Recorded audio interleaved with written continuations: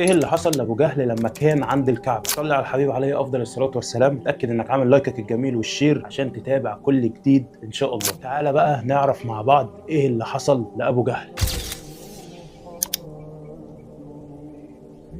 في يوم من الايام الرسول صلى الله عليه وسلم كان جالس عند الكعبه وعايز يصلي، فراح له ابو جهل وقال له: يا محمد لو شفتك عند الكعبه بتصلي هدوس على راسك. طبعا الرسول صلى الله عليه وسلم ما سمعش للكلام وراح عند الكعبه وبدا يصلي. فراح له تاني ابو جهل وقال له: يا محمد لو شفتك بتسجد عند الكعبه هجمع اهل قريش كلهم يشوفوني وانا بدوس على راسك. طبعا الرسول صلى الله عليه وسلم برضه ما سمعش للكلام وبدا يصلي. فابو جهل بالفعل جمع اهل قريش كلهم، واثناء ما كان النبي صلى الله عليه وسلم جالس عند الكعبه وهو ساجد، ابو جهل قرب منه وساعتها وقف ساكت ما بيتحركش، وبعدين بدا يرجع لورا. فاهل قريش استغربوا جدا من موقف ابو جهل وبداوا يسالوه: انت ليه بدات ترجع لورا وليه ما دوستش على راس محمد؟ رد عليهم وقال لهم: لو انتوا شفتوا اللي انا شفته كنتوا هتبكوا دما. فقالوا له: ايه اللي انت شفته اصلا يا ابو جهل؟ قال لهم: انا كان بيني وبين محمد خندق من النار، غير ان كان حوالين منه ملائكه العذاب. فالنبي صلى الله عليه وسلم بيقول لو كان فعلا عمل اللي هو قال عليه، هو داس على راسه يعني، كان ساعتها